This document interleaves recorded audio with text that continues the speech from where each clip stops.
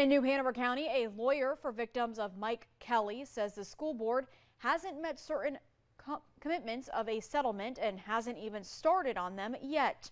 As part of the $5 million settlement reached in June, the school board agreed to be part of a CDC study to investigate ways to prevent sexual misconduct by school employees.